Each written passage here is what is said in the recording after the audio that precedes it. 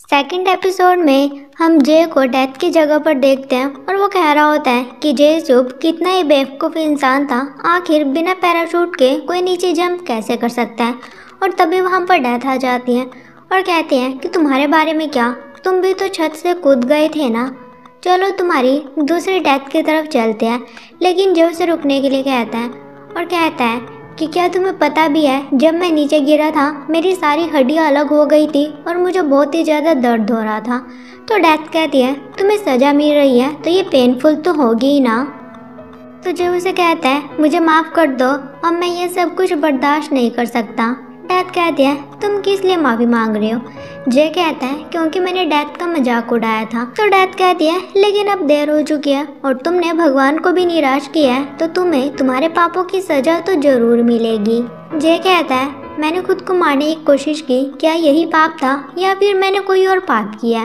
तो डेथ कहती है इसका पता करना तुम्हारा काम है, ये मेरा नहीं है। और फिर वो जय को गोली मार देती है। फिर अगले सीन में हम जय को हाई स्कूल स्टूडेंट की बॉडी में देखते हैं जिसका नाम हयुक्सु होता है। और जय वहाँ पर एक लड़के को देखता है जिसका नाम जिनसंग होता है। वो एक वीडियो को देखकर हंस रहा होता है जो कि जूसुप की होती है कि वो किस तरह से बिना पैराशूट के कूद गया और कह रहा होता है कि ये बिना पैराशूट के कूदा तो इसका मरना तो तय था। इस पर जय को गुस्सा आता है कि किसी की डेथ का मजाक कैसे उड़ा सकता है और वो उसे मारने के लिए उसकी तरफ बढ़ने ही लगता है। लेकिन तभी वहाँ पर डिवाइस आती है और उसे पता चलता है कि इस टाइम वो जिसकी बॉडी के अंदर है उसका नाम हयुक्सु है। और उसकी मेमोरी से उसे पता चलता है कि जब हयुक्सु 5 साल का था उसके पापा की डेथ हो गई थी और उसकी फैमिली में सिर्फ उसकी मॉम ही कमाने वाली है। तो जय डिसाइड करता है कि वो यहाँ पर अच्छे से मेहनत करेगा। लेकिन उसे स्कूल जाना बिल्कुल भी पसंद नहीं था क्योंकि स्कूल में जिनसंग और बाकी सभी उसे बुली किया करते थे। और एक बार तो हयुक्सु जिनसंग को कह भी देता है कि अगर तुमने मुझे और ज़्यादा बुली किया तो मैं छत से कूद जाऊंगा। जिनसंग कहता है तुम्हें क्या लगता है कि तुम सच में कूद जाओगे, और अगर तुम कूद भी गए तो क्या इससे किसी को फ़र्क पड़ेगा, तुम्हारे बारे में कोई भी नहीं सोचता है। इसलिए मैंने तुमसे जो मंगवाया है तुम मुझे वो ला कर दो। और वो उसे एक लिस्ट भी देता है जो कि जिनसंग को चाहिए होता है।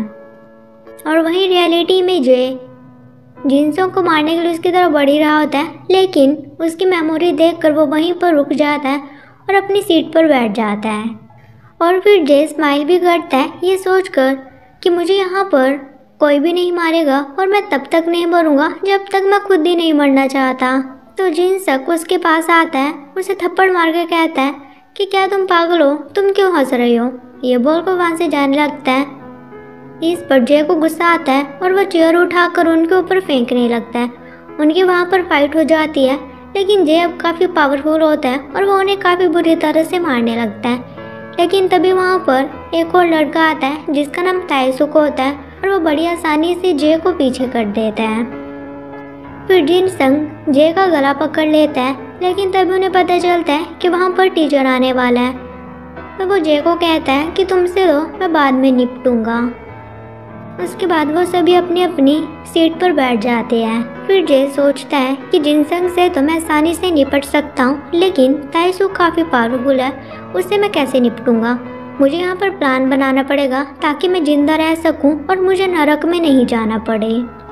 फिर अगले सीन में हम देखते हैं कि जिनसंग जय को मार रहा होता है, तो ताइसुक उसे रोकता है और कहता है कि बस बहुत हो गया, क्या तुम इसे मार डालोगे। ये सुनकर जिनसंग ताइसुक को ही थप्पड़ लगा देता है और कहता है कि तुम तो इससे दूर ही रहो। और तभी वहाँ पर एक लड़की आती है जिसका नाम मिंजी होता है और जिनसंग मिंजी को लाइक करता है। फिर मिंजी उन्हें वहाँ से चलने के लिए कहती है। फिर वो सभी वहाँ से चले जाते हैं और जय सोच रहा होता है कि क्या वो लड़की यहाँ पर मेरी हेल्प करने के लिए आई थी, लेकिन मुझे ऐसी लड़के की हेल्प तो कौन ही करेगा। फिर जय अपने घर जाता है और वह देखता है कि हयुक्सो की माँ ने उसके लिए नोट छोड़ा होता है कि आज मेरे घर आने में थोड़ी देर हो जाएगी। ये देखकर जय को अपनी मॉम की याद आने लगती है कि उसकी मॉम भी उसके लिए ऐसे ही नोट छोड़ा करती थी। फिर घर पर हयुक्सो की मॉम भी आ जाती है, वो दोनों साथ में खाना खा रहे होते हैं। फिर जय को हयुक्सो की मॉम में अपनी मॉम दिखाई देने लगती है और यह देखकर वो रोने लगता है। उसके बाद जे अपने रूम में जाता है और वो अपनी मॉम को कॉल करने वाला होता है, लेकिन वो नहीं करता। और तभी उसे वहाँ पर हयुक्सो का लिखा हुआ नोट मिलता है। हयुक्सो ने उसमें लिखा होता है कि मैं अपनी मॉम के कमाए हुए सारे पैसे जिनसंग को दे देता हूँ, लेकिन यह बहुत ही ज़्यादा शर्मनाक बात है, इसलिए मैं मरना चाहता हूँ। तो जे सोचता है कि मुझे कुछ करना ही पड़ेगा। और तभी उसे याद आता है कि जिनसंग ने ताइसुक को थप्पड़ मारा था। फिर अगले दिन जे स्कूल में जाता है और वह ताइसुक से बात करता है और वो उसे मैनिपुलेट करने की कोशिश करता है और कहता है कि तुम और जिनसंग दोनों ही मुझे मार रहे थे, लेकिन मैंने नोटिस किया है कि तुम उससे ज़्यादा पावरफुल हो, तो तुम उसे हमेशा क्यों मार खाते रहते हो? तुम भी तो उसे मार सकते हो ना। इतने में वहाँ पर जिनसंग आ जाता है और कहता है कि तुम दोनों क्या बात कर रहे थे? ऐसो कहता है मैं तो बस इसे सबक सिखा रहा था। फिर जिनसंग वहाँ से चला जाता है।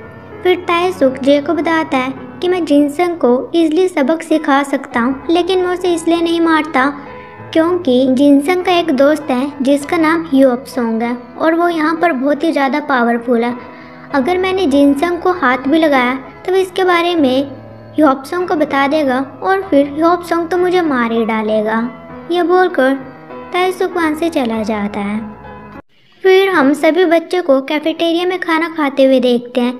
तभी जे के पास जिनसंग आता है और उसे थप्पड़ मार देता है। इस पर जे को गुस्सा आता है और वो अपना सारा खाना जिनसंग के ऊपर गिरा देता है और कहता है कि इस खाने को अच्छे से एंजॉय करना। ये बोलकर जे वहाँ से चला जाता है और सभी बच्चे जिनसंग के ऊपर हंसने लगते हैं। और फिर जिनसंग ताइसुक को पकड़ने के लिए कहता है, लेकिन ताइसुक मना कर देता है और कहता है कि अगर मैं ऐसा करूँगा मेरा अभी का खाना स्किप हो जाएगा। फिर जिनसंग इसके बारे में अपने फ्रेंड ह्योपसोंग को बताता है कि स्कूल में मेरे साथ एक बच्चे ने ऐसा किया है। और वही ताइसुक जे को कह रहा होता है कि तुमने ये सब कुछ कर तो दिया, लेकिन अगर यहाँ पर ह्योपसोंग आ गया तो तुमने सोचा है कि तुम क्या करोगे? जे कहता है कि तुम चिंता मत करो। और इतने में जिनसंग वहाँ पर ह्योपसोंग को लेकर आ जाता है और जे तो बहुत ही ज़्यादा इनोसेंट और क्यूट लग रहा होता है।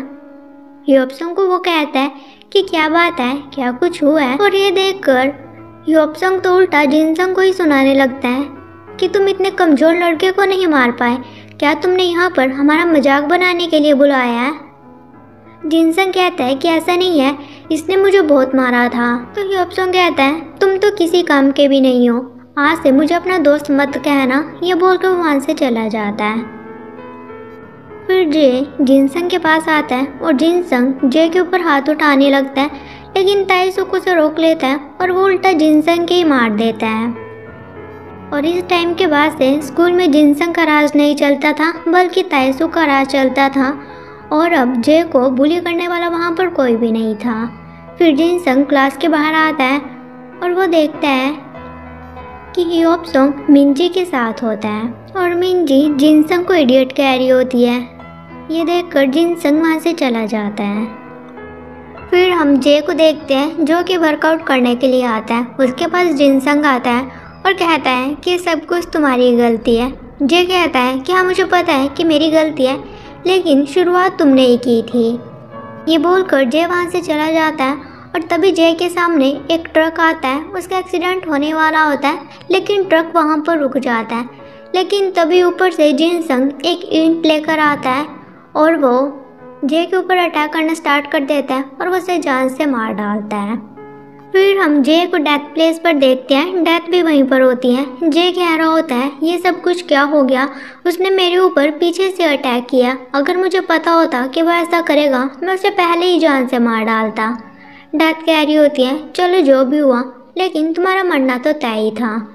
जे कहता है कि तुमने जो भी रूल्स बताए हैं वो सभी फेक है, क्योंकि तुमने देखा ना कि मैंने ह्यूक्सो को मरने से बचा लिया और खुद को मारना चाहता था। इस पर डेथ को गुस्सा आता है। वो जे को उठाकर दूर फेंकती है। उसके ऊपर पैर रखकर कहती है कि ह्यूक्सो बच गया था, लेकिन वो मरा भी तो तुम्हारी वजह से ही है ना।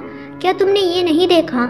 मुझे यहाँ पर कोई मज़ा नहीं आ रहा है तुम्हें हारते हुए देखकर, लेकिन इसमें मैं कुछ भी नहीं कर सकती। तो जे कहता है तो तुम मुझे किसी ऐसी की बॉडी पे क्यों नहीं डाल देती जिसका जीवन जीना आसान है। डेथ कहती है ठीक है। ये बोलकर वो उसे गोली मार देती है। फिर हम जे को किसी और की बॉडी में देखते हैं। पहले तो उसे कुछ भी दिखाई नहीं दे रहा होता है, तभी उसका मास्क उतारा जाता है क्योंकि उसे बांध कर रखा होता है और उसका बॉस उसे कह रहा होता है कि मेरा पैसा और वो लड़की कहाँ पर है। तो जे कहता है मुझे कुछ भी याद नहीं है। इस पर बॉस उसे मारने के लिए बढ़ता है। जे कहता है रुको रुको, मुझे याद आ गया, मुझे थोड़ा टाइम दो। और यहाँ पर जे उसी डिवाइस का वेट कर रहा होता है और तभी वहाँ पर वो डिवाइस आती है और इससे जे को पता चलता है कि इस बॉडी को ओनर जुनू है, जो कि एक गैंग में काम किया करता था और गैंग के बॉस की एक लड़की थी जिसके साथ वो अच्छे से बिहेव नहीं करता था। तो जुनू ने उस लड़की को बचा लिया था, उसका नाम युंजो होता है और फिर वो दोनों एक दूसरे से प्यार करने लगे थे। और जुनू ने बॉस का बहुत सारा पैसा चुरा लिया था और वो युंजो को अपने साथ लेकर वहाँ से भाग जाता है और उन दोनों को छुपा लेता है। लेकिन जब जुनू वापस आ रहा होता है तो रास्ते में बॉस के आदमी उसे घेर लेते हैं और यहाँ पर जे को पता चलता है कि जुनू की फाइटिंग स्किल्स बहुत अच्छी होती हैं और उसकी सारी फाइटिंग स्किल्स जे के अंदर आ जाती हैं। और जब बॉस जे को मारने लगता है तो जुनू खड़ा होता है और वो उन सभी को काफ़ी बुरी तरह से मारता है। फिर जे खुद को मिरर में देखता है और कहता है मेरा मरना तो तय है, लेकिन उससे पहले मैं वो पैसे ढूंढना चाहता हूँ। और जे वहाँ पर एक मोटर बाइक देखता है और मोटर बाइक लेकर वहाँ से भाग जाता है। लेकिन तभी बॉस भी उठ जाता है और वो कॉल करके कह देता है कि जुनू यहाँ से भाग गया है, तो कैसे भी करके उसे पकड़ो। और जुनू की लोकेशन को ट्रैक कर लिया जाता है और साथ ही अनाउंस कर दिया जाता है कि जो भी जुनू को ढूंढेगा उसे इनाम में पैसे दिए जाएंगे। और वहीं जे भागते हुए ब्रिज पर आ जाता है और बॉस के आदमी भी उसे पकड़ने के लिए उसके पीछे ही होते हैं। और तभी ब्रिज पर एक्सीडेंट की वजह से एक ब्लास्ट हो जाता है, लेकिन जे सही सलामत वहां से बाहर निकल आता है और अभी भी बॉस के आदमी उसके पीछे ही होते हैं। और इसी के साथ ही एपिसोड खत्म हो जाता है। सो गाइस, अब मिलते हैं नेक्स्ट एपिसोड के साथ। Till then take care.